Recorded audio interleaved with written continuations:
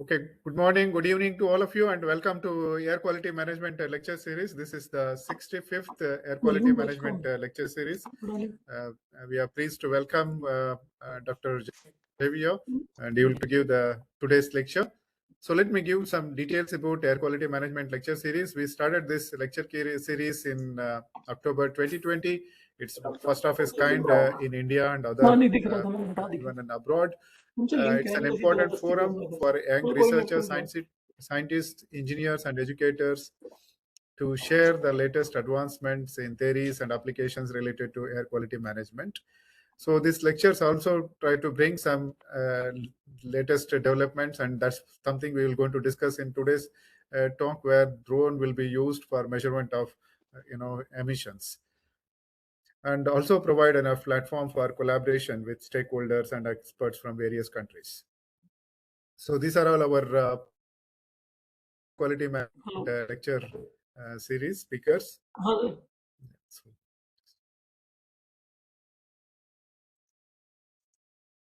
Okay, so we also start to and engineers and practitioners to work in the area of air quality management. We started an air quality management association in way back in 2022.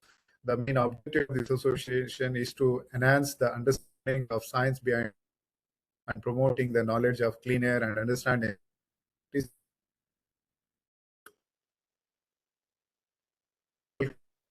and see that how experienced practitioners and professionals can help the local community in addressing the air pollution issues. So this is open. We have several chapters that are available. You visit this website and join to become a member.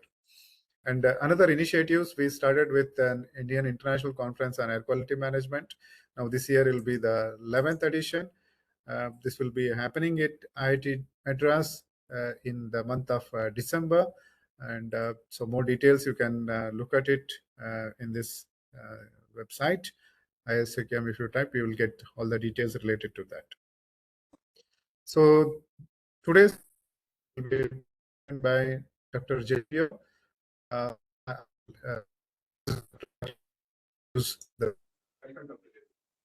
Welcome, Dr. Javier. Thank you very much. I just want to do a couple of things. You can hear me, right? Just making sure you can hear me on your end. Lakshmi, can you? Yes, sir. Thank you so much. Dr. Xavier González-Rocha is an assistant professor of applied mathematics at UC Santa Cruz and a climate justice fellow with UC-CEC's Center for Reimagining Leadership.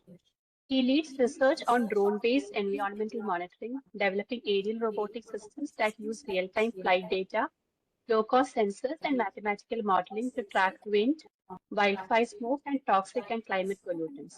This work bridges engineering, data science, and community engagement to create tools that support air quality monitoring, emissions assessment, and climate resilience, particularly in rural regions. Dr. González-Rocha earned his PhD in aerospace engineering from Virginia Tech and was previously Chancellor's postdoctoral fellow at UC Riverside. Today's talk is titled Sensing the Unseen: How Drones and Ground Sensors Reveal the Hidden Air Quality Impacts of Climate Change. This talk discusses the uses of aerial robotic systems, commonly known as drones, to measure wind patterns and detect airborne pollutants in places that are hard to reach with traditional monitoring equipment. The lecture shows how combining real-time flight data, environmental measurements, and advanced modeling can generate targeted, on-demand observations that inform air quality assessments and improve emissions tracking. We welcome you, sir, for the talk. Dr. Javier, you Thank can you share very this screen.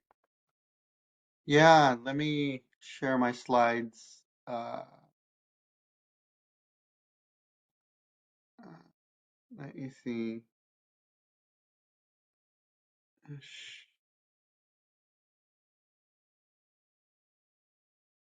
So I might need permission to share.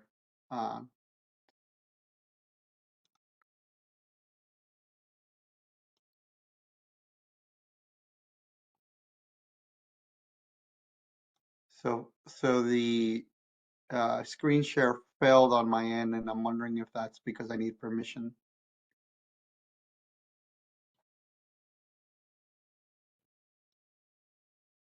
already got a permission. You can just check again. Okay. Yeah, can we make it in as host?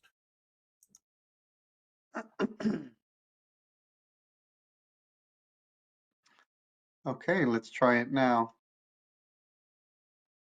Oh, it's not letting me do it. Let me just log off really quick and I'll jump back in and see if that fixes it. Sure.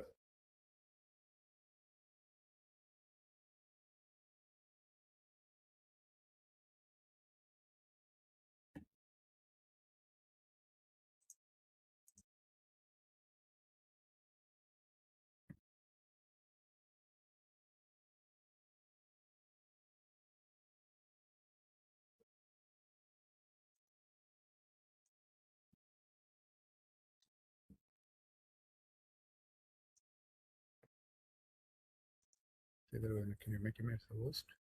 I don't think you like it.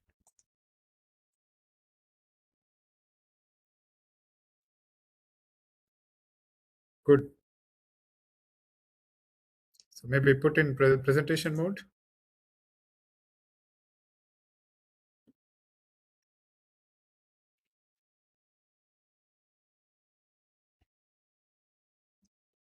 Yes. Okay. Nice. Yeah, we can start.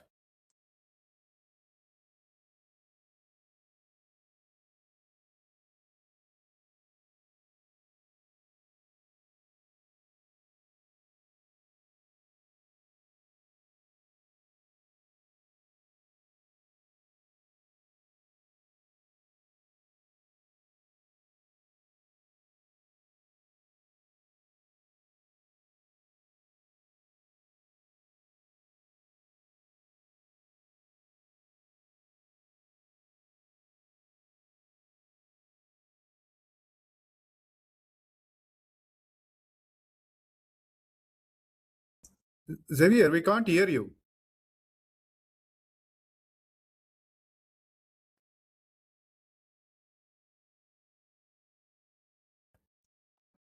Xavier, we can't hear you. Can you? We can't hear you. Okay, Can how you about just say now? hello? Yeah. Yeah, Now how about now? we can hear you. Yes, we can hear you. Can you share now? Okay. Yes, let me.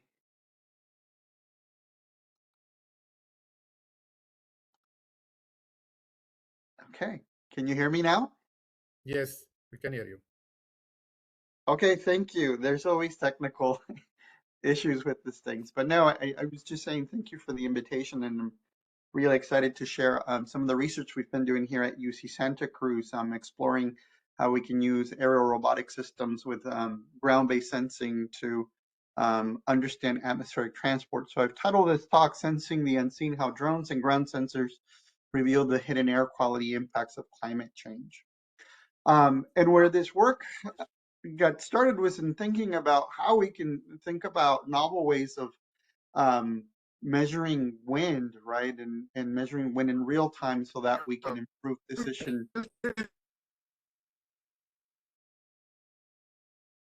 Can you hear me okay?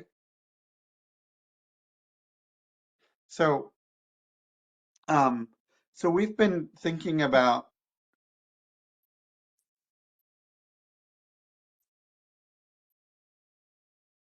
I want to make sure that I'm capturing. Can you hear me okay? Is the internet connectivity working? Xavier, we can hear you. It's like,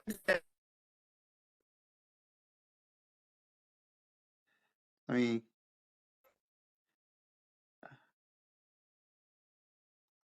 I'll just stop my video and see if that helps. Can you repeat that? I wasn't able to hear what you said.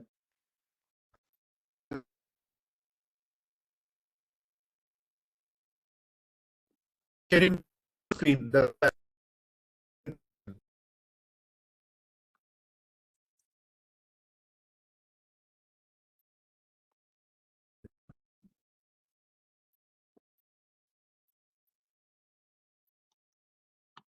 So let me. I want to make sure I think we're having connectivity issues. Were you able to see my presentation and hear me okay? Okay. So I'll continue.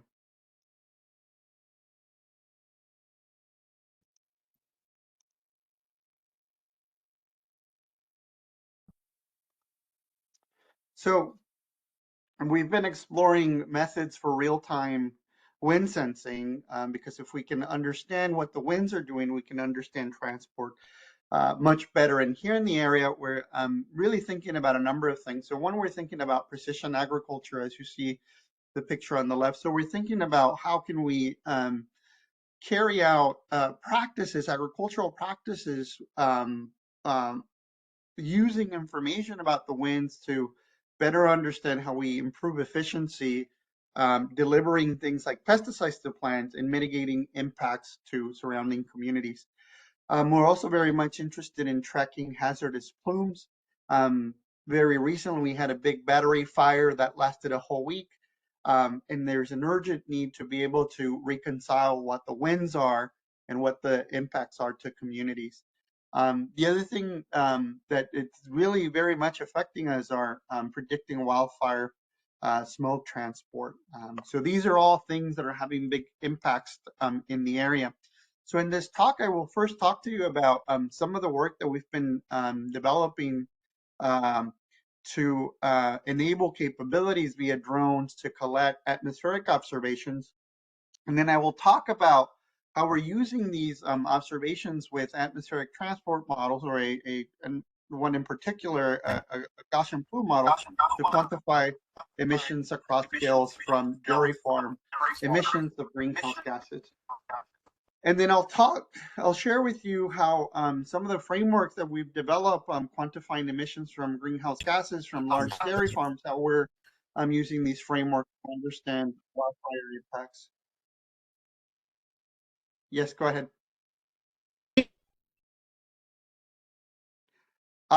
You come in and you come out. I think we're having an internet connectivity.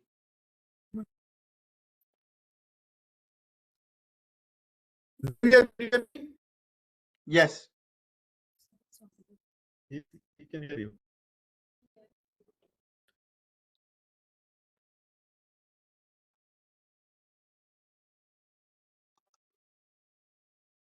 Yeah, I think you cut out. See that I think your slides is not put in the presentation mode. So it's not in the presentation mode, and some slides are not moving. So Oh, it might be an internet connectivity because I'm moving. and it just put it in the full in, Okay, because on my end, I do see it in the full screen presentation mode. So let me try something. I just unscreen it and just it again. Okay, let me try this. Okay, so I've unscreened it and now I've shared it again. Can you see it? Still, you just comment. Okay, great. Okay, thank you. Yeah, thank you. Thank you.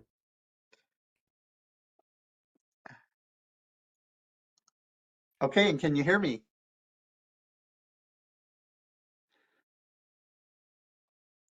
So let me know if you can hear me so that way I can continue. Yes, we can hear you. Yes. Okay, thank you. So we'll be talking about the work that we've been doing, again, to develop wind sensing capabilities and how we're using these wind sensing capabilities to quantify greenhouse gas emissions, and then how we are extending those frameworks to understand impacts from wildfires. So let me first talk about the wind sensing. So when we think about wind sensing, we think about two main ways of measuring the wind. So the first way is to deploy in situ sensors. And so I first want to talk about the trade-offs of these technologies, in situ technologies and remote sensing technologies, to sort of frame the opportunity for where I believe drones can make a difference.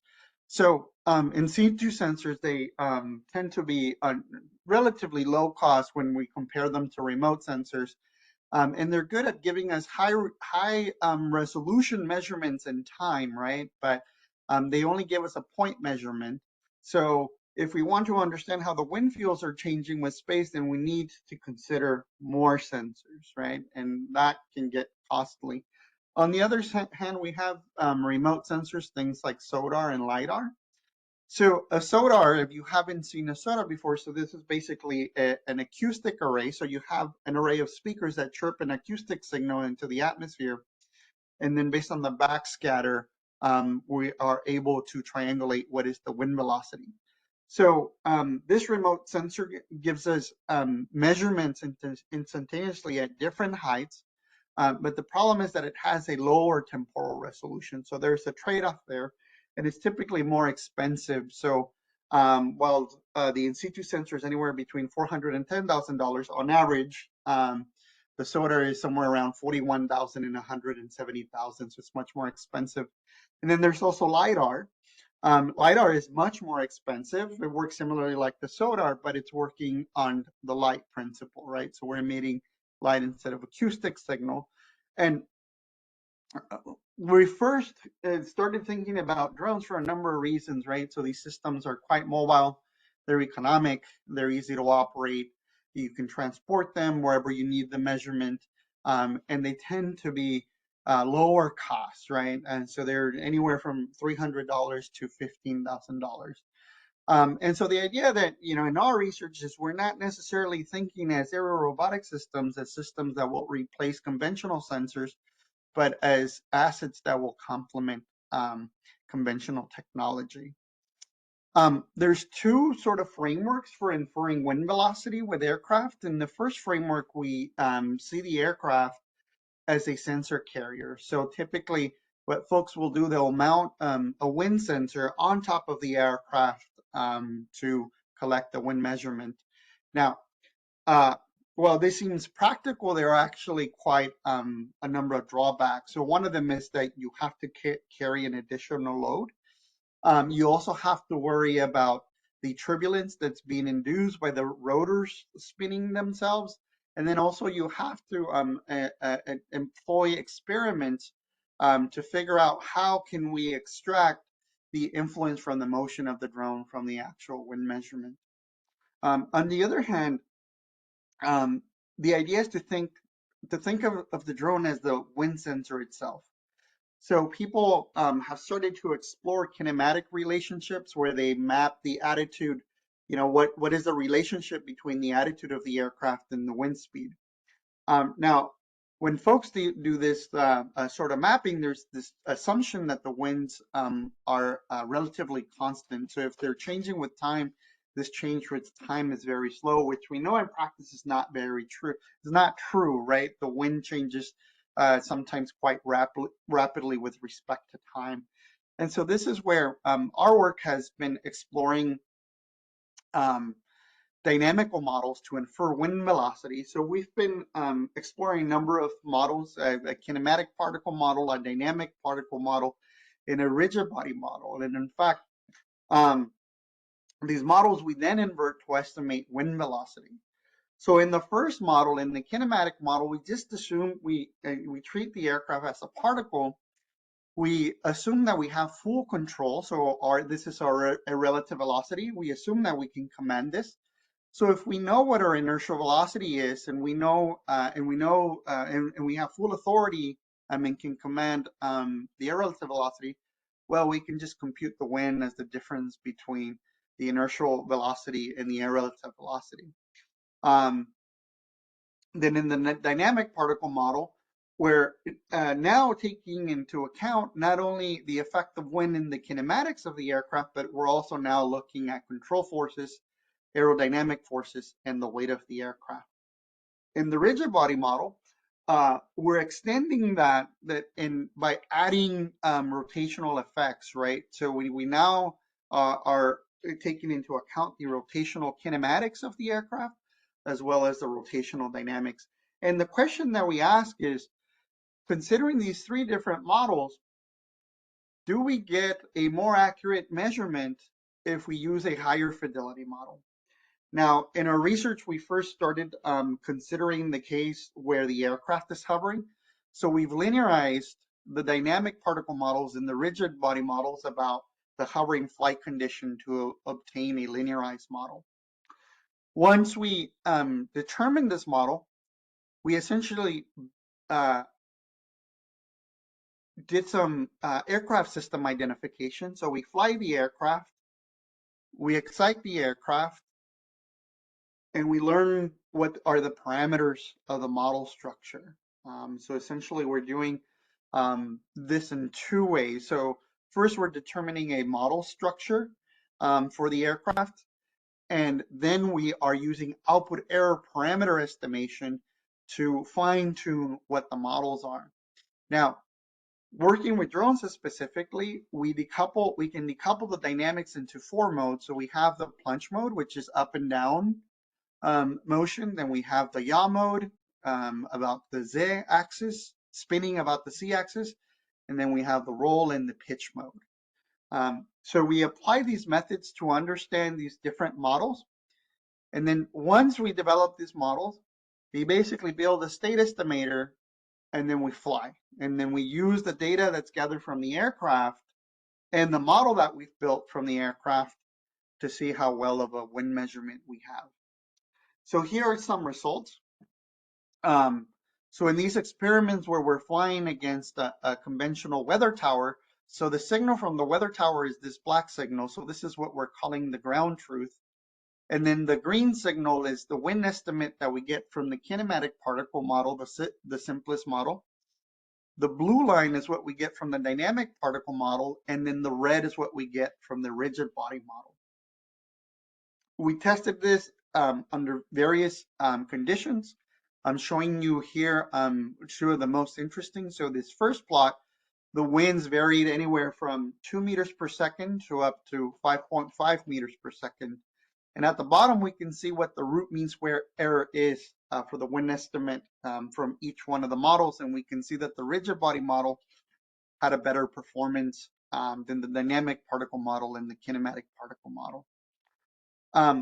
Here's another scenario. In this case, we had winds that were oscillating between the 3 and the 4 meters per second. And again, we can see that the rigid body model did better at estimating wind.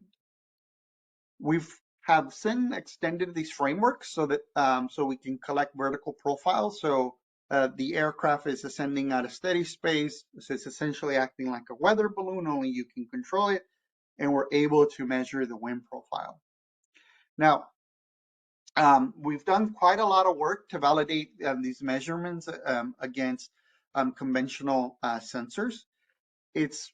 We go up to 120 meters, so it's really hard to use in situ sensors for validation. So what we've been using have been SODAR sensors, and the validation experiments that we conducted next to what's called a long-range SODAR and a short-range SODAR. So in the graph here, the long-range SODAR measurements are denoted by the green triangle marker, and then the short-range SODAR are denoted by the square marker. And then the estimates of wind velocity obtained from the drone are denoted by circular markers. Now, these measurements were obtained ascending at different velocities, excuse me. So the first measurement was conducted ascending at 0.5 meter per second. The second measurement was ascending at 1 meter per second. The third set of measurements is ascending at 1.5 meters per second. And then the final measurement was ascending at 2 meters per second. We're measuring both wind speed and wind direction. We started these experiments around 3 p.m. And we ended up around 9 p.m. Doing these experiments. And you can see that during this period, following both the red and the green markers, you can see that ascending at these different rates, the drone estimates are well within the measurements that we're getting from the independent SODAR. So, and this is both for wind speed and wind direction. So what do we conclude from these measurements is that the drone is actually quite effective in retrieving these measurements. And just to make this more obvious, you saw the previous video, there was a profile. These are the measurements that were collected at 110 meters above ground level. So although the aircraft was moving, right, and measuring the wind, we can see that the measurement collected from the aircraft was still quite comparable to measurements that would average from the remote sensors over a period of 5 minutes. Again, it's not an apples to apples comparison, but from these experiments, we can see that on average, actually, the drone does a pretty good job resolving what the wind fields are. Now, more recently, we've been thinking about how we can expand this technique to understand transport. And the first project that I want to highlight, this is a project that I did at Riverside, the University of California, Riverside, in partnership with Dr. Akula Venkatram and Dr. Francesca Hopkins. And so the goal is to quantify methane emissions from dairy farms specifically. Now, why do we have an interest in methane? So methane, as many of you know, is a powerful greenhouse gas. In the state of California, we have many dairy farms. So here on the map on the right, you can see all these red dots. Each red dot that you see is a dairy farm. And it's estimated with very large error bars that about 50% of the emissions, methane emissions, are coming from these dairy farms. But mitigating these emissions is quite hard because the uncertainty is very high. So we've been thinking about how we can use this technology to obtain higher resolution observations of winds, turbulence, and air composition within the planetary boundary layer to complement existing measurements from remote sensors and aircraft to better estimate what are the emissions. And this first experiment, or this first project, was focused on estimating emissions at a facility scale, meaning that we wanted to measure emissions from a single dairy farm. Now, a little bit more about the techniques that we implemented. So we used the model-based techniques that I talked to you about in the beginning to infer wind velocity, and then we added to the aircraft the system which is called an air core. And so an air core is just basically a really long piece of tubing, so it's thin tubing, that has an orifice that controls the flow. And at the very end, there is an air pump. So the air pump is sucking air through the air core as we fly. So the idea is we start at the ground, we take off vertically, and then the air core turns on and it starts to collect air. We get up to 120 meters. We can get much higher, but here in the United States, you can fly only up to 120 meters without additional permission. Once we get up to 120 meters, then we come down and land.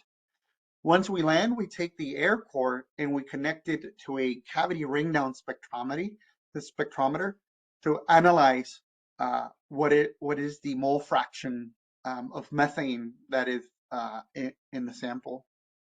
So just to give you an idea of the scale of the operations, on the first picture I'm showing you the drone and then the air core that it's being towed below the aircraft. So the distance between the drone and the air core is about 5 meters. And then we're flying actually close to 2 kilometers downwind of the dairy farm. So in this scenario, we're downwind of the dairy farm. So the dairy farm has dimensions of 800 meters by 945 meters, right? So almost like kilometers. So these facilities are quite large. And so the goal is to estimate the emissions. These are the measurements that we are able to collect from our system. So we're able to collect wind speed. So this is what the first panel is showing us. So the blue signal is what you see ascending, and the red signal is what you see descending. Then we can collect wind direction. So again, blue is the wind direction ascending, and red is the wind direction descending. And then we can also measure with the air core the methane. And you can see the methane enhancement we're able to measure as we fly through the plume up to 120 meters. Then we come back, we land. And so we did this a number of times. I'm here showing you data only from 2 flights. The first flight was an early flight, so it was early in the morning, so I'm still a stable planetary boundary layer. So we can easily pierce through the through most of the plume. And then the second flight, this is an afternoon flight, and so the winds were a bit more consistent, both across the ascent and the descent, both the wind speed and the wind direction. But then we can see that the plume was actually much higher, right, or was dispersing much more broadly in the afternoon. And this is likely due to higher turbulence in the atmosphere. So we had higher dispersion. Then we take these measurements and we average these measurements every 10 meters. And then we combine them with a Gaussian transport model to understand both the horizontal and the vertical dispersion. So we're using both meteorological data that's collected from the drone, and we're using the average data that's collected at different heights as inputs for the model. Then we run the model backwards to estimate what was the total emissions from the area source. So this is the comparison of the emission estimates. So conventionally, I should say, the way that the state measures emissions is they count cows. So they count the number of cows that are in a farm, and then based on the number of cows, they multiply that times some emission factor, and that's how they estimate the emissions. Now, this leads to a lot of uncertainty for a number of reasons. Well, the management of these cattle is very different from farm to farm. Also, the cows can be of different sizes, sometimes of different breeds, and in fact, there might be some differences in their emission factors. So one single emission factor is not representative of what the emissions are for each cow. But that's how the state right now measures bottom-up estimates. And then we did a comparison using the measurements we obtained from the drone to obtain measurements based on a mass balance approach and then a dispersion model approach. And so across the latter two, what we see is that dispersion model approach actually has a closer agreement with the bottom-up estimates and has the lower uncertainty. So this is quite promising because essentially we can, instead of counting cows, we can go out to the farms and we can deploy these systems. And once we collect the data, both wind data and concentration measurements, we can work with the dispersion model and get an emission rate in terms of kilograms per hour to assess the emissions. And this is very valuable for multiple reasons. One, it helps us understand what are the baseline emissions. And then we can do mitigation and we can come back and quickly collect measurements again and be able to measure what is the impact in terms of emissions reduction.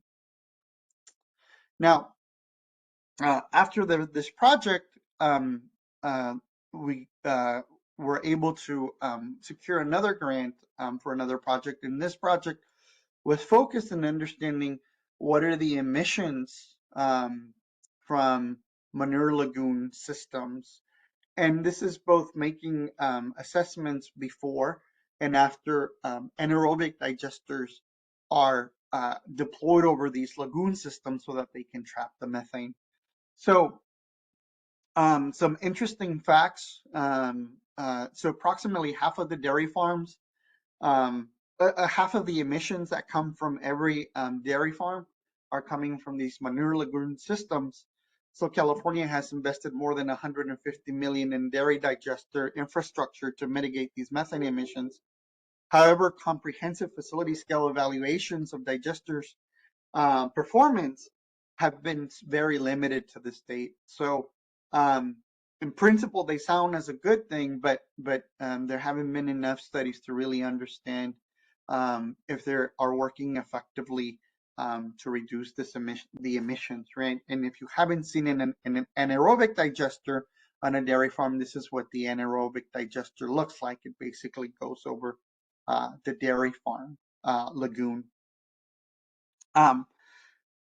Data from observations collected from aircraft have indicated that some of these digesters can actually be quite leaky. So here is the picture of the same digester at the same farm measured at different times. So the first measurement here is November 12th of 2021. And you can see here there's this big leak. And so the leak was estimated to be 281 kilograms per hour, plus or minus 102. The next measurement happened on September 16th, 2022. And the emissions were measured to be 218 kilograms per hour, plus or minus 69 kilograms per hour. And on June 22nd, the emissions were 72, plus or minus 29 kilograms per hour. And this was June of 2023. So when we look at these measurements, across these measurements, there's actually quite a bit of variability in the measurement. And then the other thing is there's a lot of uncertainty, right, in the measurement. So we've been tasked to explore how we can use aero robotic systems to collect measurements down one of the systems to better quantify emissions.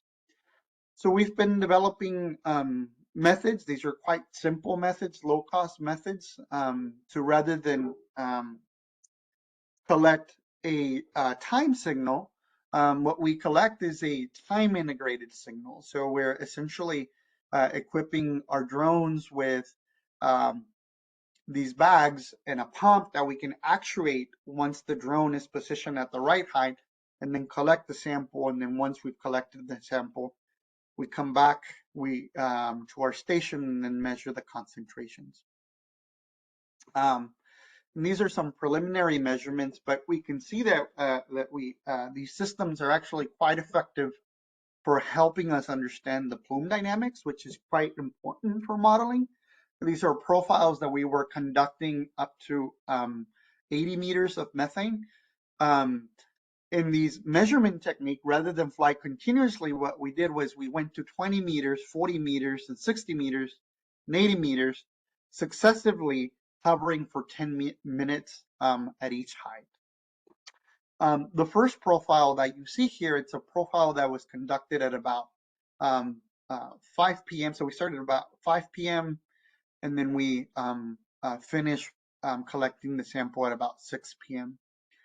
The next profile that we did started at 7 p.m. We ended at 8 p.m. And so this was at the same site. And so this gives us critical information as to how the plume is behaving, right? So you can see at around 5 p.m., you can see that the plume was at about, the effective height of the plume was about 40 meters. Evening time, 7 p.m. is much, much closer to 20 meters above the ground. So we're now working to assimilate this data to transport models to be able to quantify emissions, and that's work that is forthcoming. But in also doing this work, when we've collected these measurements, there have actually been large fires that happened around in the area when we collected these measurements. And so this got us thinking about, what are the pollution burdens from wildfires, and how we can take the capabilities we've developed from methane to understand what are the impacts of wildfires. So just to summarize a little bit about what we've learned from methane is we've learned that we can use drones to recover facility scale methane emissions and resolve sub-facility plume height and structure via vertical profiling, all which are very critical to quantifying emissions. And we've shown that when coupled with dispersion models, we can actually get emission estimates of methane emissions that have lower uncertainty. And so we've been exploring still very preliminary work, but how can we use these frameworks to understand air quality impacts from wildfires? Now, why does this matter? So California, it's a big agriculture state. And with climate change, we've seen air pollution increase and also temperatures increase. A lot of people spend time working outside, and so the number of people that have died working outside has increased very rapidly during the last 10 years. So here you can see a picture of people working in the fields, and you can see the pollution layer hanging above their head. So we've been developing capabilities to try and not only measure methane, but also collect particulate matter measurements and better understand what is the transport and how, of pollutants like particulate matter and how is it impacting the health of agricultural workers. Now, why does this matter? Well, obviously the health, but when you think about both acute and long-term effects, it turns out that agricultural communities often have a lot more burdens, air quality burdens than other cities, at least in the context of California. So I'm showing you, so this is where I am. So this is Santa Cruz, if maybe you are familiar with the Monterey Bay, but this is the Monterey Bay, and this is where UC Santa Cruz is located, and our agricultural region is just south of us. And so this is called the Pájaro Valley. And this is where lots of agriculture takes place. And what do we see? We see that there are a number of things that are overlapping. So one, you have more exposures. So there's, these are numbers. This is an index number. So for example, here the 33% means that there are 33% of the communities in Watson, in the state of California are better off. So the higher the index, the worser the impact is in the community. So here you see diesel particulate matter is having a big impact. Traffic, pesticides, it's a big a concern, exposure to pesticide, drinking water, and lead from housing. So there's a lot of old infrastructure that has lead. This is worsened by the fact that a large number of the population has asthma. We have still a considerable amount of low birth weight cases, and then also lots of issues with cardiovascular disease. When you couple that with access to education, linguistic isolation, poverty, unemployment, access to healthcare, these things really have a big consequence, right? So we had a wildfire in 2020 in the area, and here we can appreciate from a regulatory monitor what the impacts were on the community. Right now, I must say this air monitor, regulatory air monitor, was about 50 miles away from the valley where the agriculture is. And so what we see here is that when we had the fire, the micrograms per cubic meter concentrations went from about, they're on average between just below 10, went all the way up to almost 400, right? And this dashed line here is showing us what the 24-hour federal standard is in the US.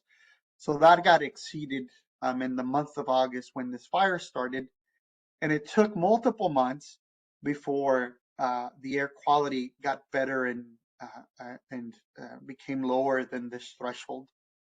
But during this time, people that worked out there, that worked outdoors, they did not stop working, right? And so, and part of that is just a lack of understanding of how bad air quality can be to their lungs and to their overall health. So when we look at where we have the greatest burdens, and when we look at where we have our regulatory monitors, you see that there is a big gap. So now looking at other low-cost air quality monitors, things like the purple air monitor, you see that still the agricultural areas don't have the same sensor density that you see in other areas that are more urban. So there's this negative correlation between where we have the monitors and when where we know the burden is the largest. So we've actually been working with communities. So these are local immigrant farm working communities. And we've been working with them to educate them about some of the impacts. But more than that, we've actually been partnering with them to help us extend our air quality network so that we can have a better understanding in real time what are the burdens. So we've been deploying as a first phase these purple air monitors in areas where there weren't any purple air monitors. So this was about 6 months ago, and this is what we have 6 months later. And so we still have a bit more to cover. So we have another 25 sensors to deploy. And so the idea is to get a full coverage so that we can better understand what the impacts are. Now, we understand that the measurements collected from purple air is not as accurate as the regulatory monitors, but at least we can understand better, have a better understanding of what the air pollution gradients are, and think about where we can focus these assets. And this is very important as we think about reducing wildfire impacts. So in the state of California, a common practice, and I personally think it's a good practice, but one that needs to be done carefully, is that of control fires. So in the state of California, there's this mandate that we must increase control fires by 300% within the next 5 years. So that means that we need to have a lot of more of these low intensity fires to burn some of the fuels and mitigate the effect of larger fires. But we've already learned a number of things from the air quality monitors that we've deployed. And one is that these fires have real impacts in communities when we least expect it. So just to provide you more context, this fire in particular was conducted on October 6th, and the impact, and so here, let me use my marker just to make this a bit more obvious. So the fire took place in this region, and this is where the agriculture region lays. So we saw the effects of the fire 14 hours afterwards. And so you can see that the peak of the fire actually happened the following day at 9 in the morning. The people that were impacted by this prescribed fire, they didn't know that this prescribed fire was taking place. So this just points at the importance of having these monitors. We've also been working with interpolation techniques to better understand what are the impacts in places where we're not able to deploy actual monitors to understand what the concentrations are. And in this particular case, just by looking at the initial results that we've obtained by applying kriging, we can see that the impacts were actually observed throughout the entire valley. Of course, when we look at the variance, we see that there is higher variance in our estimates in areas where there are fewer air quality monitors around. So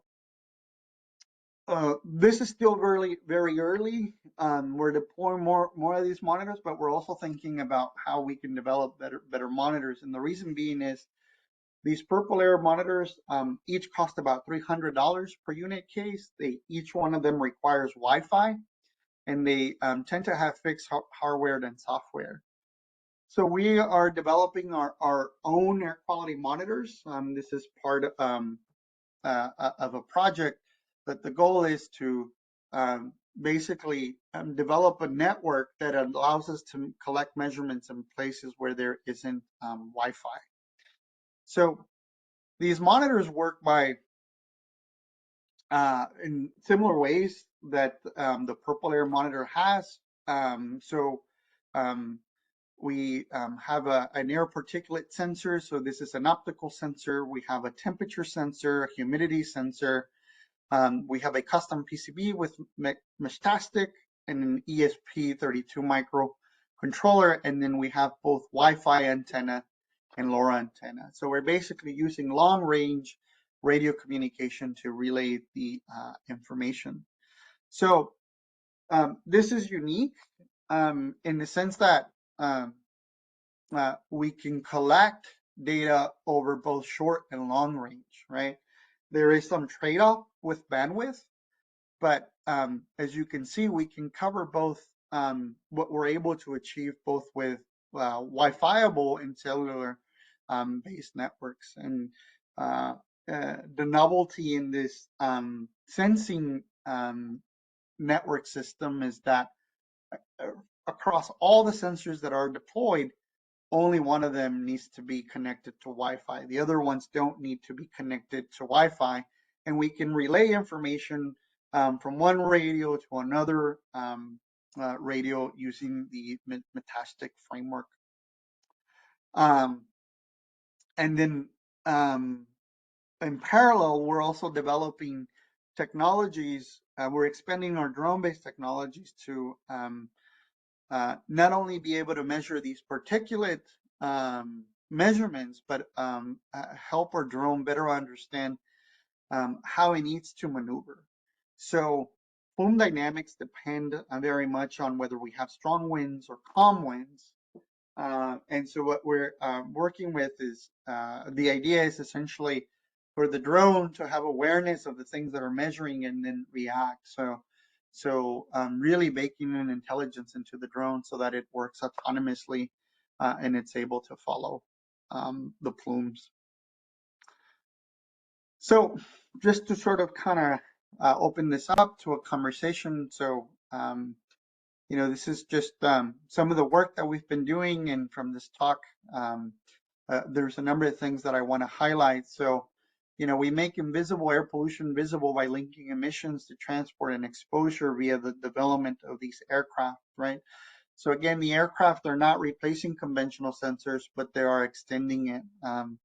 So integrated drone and ground sensing enable scalable and interpretable measurements across hard to monitor environments.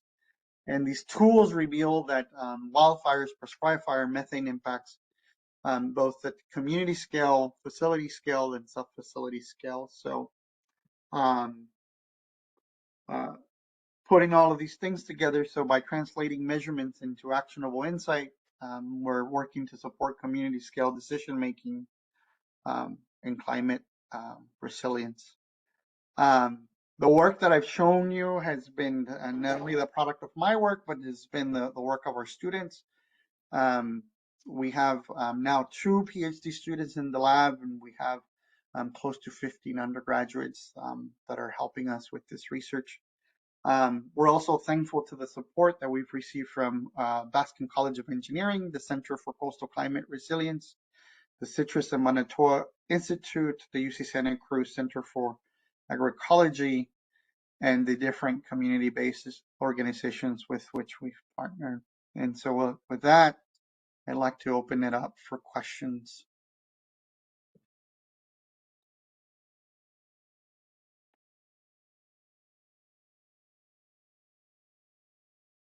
Yeah, thank you very much. Maybe there are some questions in the chat box. Yeah, if you have any questions, please ask in the chat box. Do you guys have any questions? Huh? Any questions? Just think about. Yeah, Xavier, just I think you have seen that there are some questions. You just look at it whether. Let me see. Let me. So I'll stop sharing and look at the chat. Okay. Yeah, one question I'm trying to look at it is the time scale of the emissions coming from the source, and its dispersion happens in the ambient environment. How are we going to capture? Do you also this will able to pick up some time lag in terms of source and the emissions what we are trying to measure? You know, we couldn't. If talking specifically about methane emissions, so and the reason why this was the case is, every time we flew, it only took about 10 minutes for the farmer to come out. interrogate what we were doing, right? So really, we've been trying to build relationships with the farmers and work with the farmers to better quantify the emissions. But the reality right now is that these partnerships are limited. And the partnerships that have been established, the farmers don't want to support drone operations. So essentially, we've been flying drones. This is why we were at about 2 kilometers away from the dairy farm, because we want to be away from the farms. But regardless, you know, the farmers come out. Sometimes they're upset, and so we try not to stay at one place for too long, so that, you know, there isn't one farmer that feels more targeted than the other. But what we've been exploring as an alternative has been to do small scale tracer gas release experiments. We obviously can't generate emissions as big as what a dairy farm produces, but we're hoping to gain some insights from such lower, you know, smaller scale experiments to get at some of these questions. But yeah, that's why it's challenging, right? Because it's not just a matter of making the measurement, but there's a real human dynamic there. But that's really important. Yeah, Xavier, one minute. I'll just there are some questions in the chat box. Before that, I request all the people who have joined online, just start their camera. We also in the classroom, we will just take a photo for, you know, the.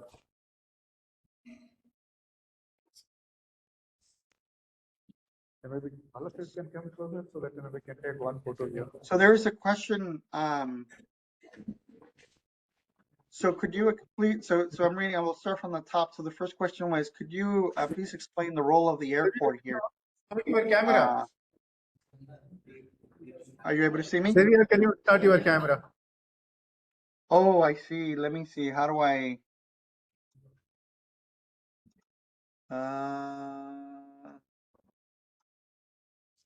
Interesting. How do I activate my camera? Oh, here we go. Wait. How do I activate my camera? I'm clicking on it, and I see myself, but I see that I'm not on the screen. So I'm sorry about that. Let me try this. Okay, someone, Lakshmi, can you take a photo? Lakshmi or Anupriya, can you? So let me see. Xavier, we can't see you. I don't know why your camera is working. It should be working, but when I look at what you see, I see that you don't see me. So let me. I can't see you. Can you hear me? Yeah, I can hear you. I don't know why the camera is not working. Let me see. Let me try something.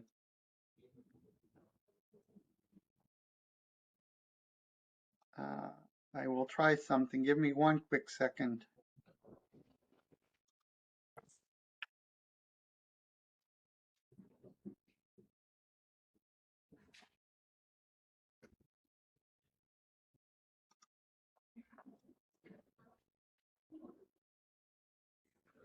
Okay, maybe continue. We'll answering that question.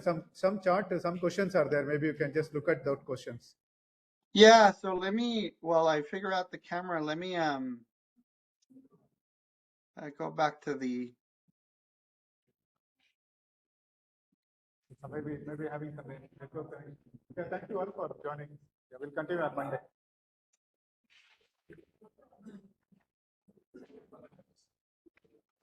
Can you see my presentation?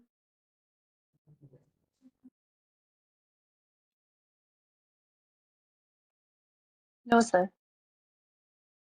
Let me see. Xavier, can you hear me? Yes. Yes, I can hear you.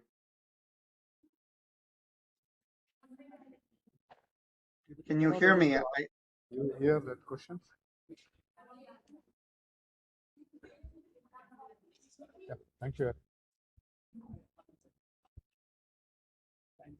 Thank you.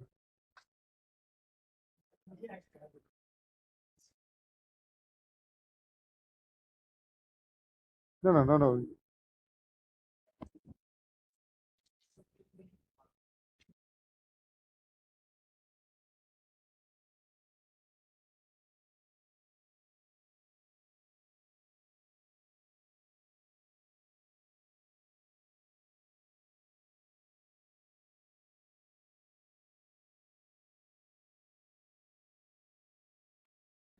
Xavier, you are back now. Okay, good. Good to see you. Yeah, I fixed it. I know what the problem was. I'm so sorry. Let me share my presentation. Okay, maybe we'll have another photo.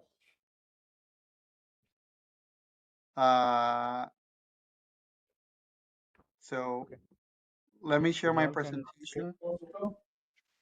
Please all, those who are in still meeting, please start your camera.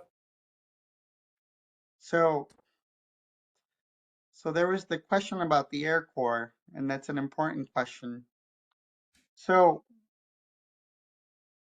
the air core is just a long piece of tubing.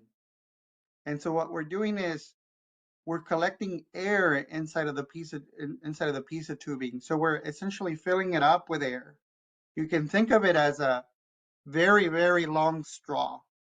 So this is about 50 meters long. This is how much tubing we have in here. So the idea is that as you fly, you collect this air sample. The air is going to start mixing, but because the tube is very thin, the mixing rate is going to be slow. So if you can come back down within 10 to 15 minutes, you can connect it to the cavity ring down spectrometer, and you're actually able to retrieve the signal. So this here that you see here, this signal comes from the air that was analyzed. This is the air that was collected by the air core and then analyzed by the air core. So the air core essentially is what we use to collect the air sample and bring it back.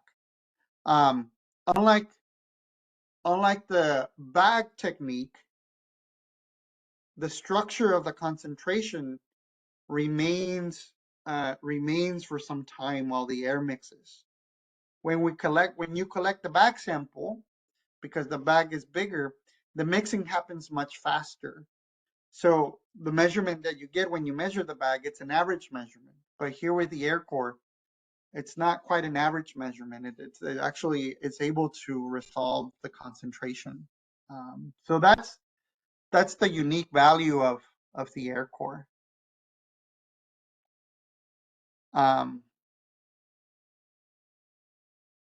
So there's the question: Can drones be more useful to assess mixing height?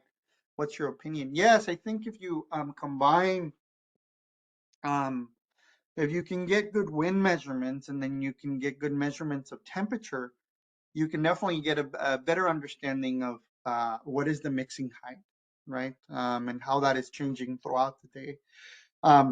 In this case, we didn't fly a temperature sensor, but we're getting ready to test a sensor that is able to send us back temperature measurements in real time. So if you have permission to fly very high, you can effectively use these temperature measurements to better understand what is the height of the planetary boundary layer. Now let me see what other questions are. So another question says, can you say that the SPM at 100 meters above ground level can be equated to ground level concentrations? It depends, right? So if you're flying through the plume, no, you're going to expect to see a gradient, right? And you can see, maybe let me go back to sharing my presentation.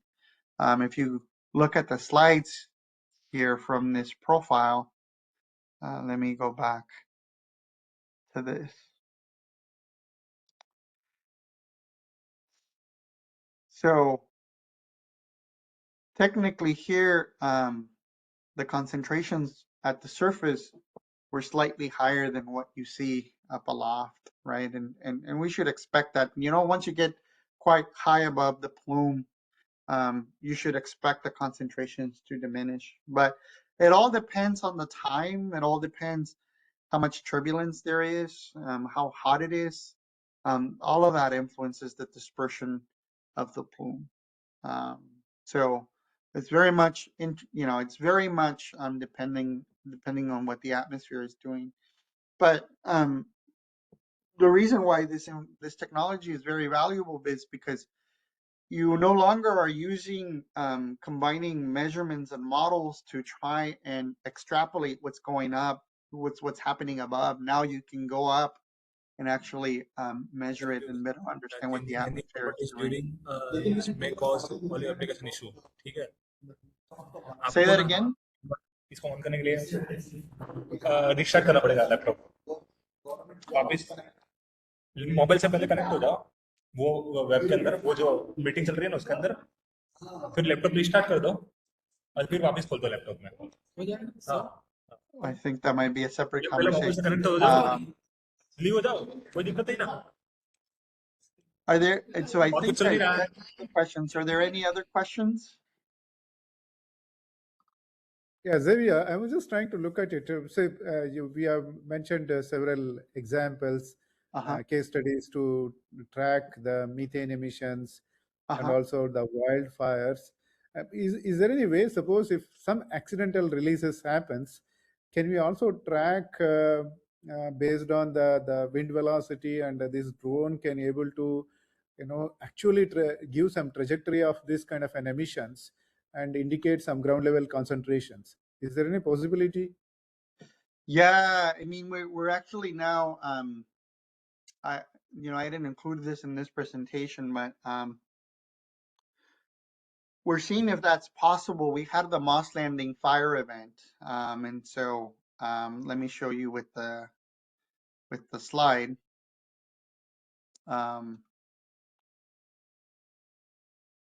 So this is at the very beginning. So we had this fire, right? And so yeah. So we had this fire, and so I think we could, right? So we could fly the drone, we could collect measurements, both of concentrations in the wind fields, and we can basically run the model backwards and try and estimate emissions. Here it's a little bit complex in the sense that it was a fire, but still you can, in principle, you can adopt such a technique to quantify what the emissions were at the source. So I do think it's possible, right? And to some extent, it's what we were able to demonstrate with the methane that's coming from the dairy farms, from the plumes that are coming. Let me see. From these measurements, right? We're flying quite far, so we're almost 2 kilometers away. So the fact that we're able to trap the plume even at that distance, it tells us something about the magnitude of these plumes. So I very much, I do think it's possible, right? I think that the challenge is, how do we validate it? Yeah. Right. And that's where we've been doing tracer gas release experiments. But again, the scale of these events and the scale of the tracer gas experiments that we do, that's not a one-to-one, right? So it's that's what the challenge is essentially validating these different techniques. Okay. Yeah, Xavier, thank you very much. It's a wonderful talk. Enjoyed listening to the various, case studies with the very complicated measurements. So nice of you. Thank you very much. Thank and, you very much. being in the late night and sparing your time for this interesting talk.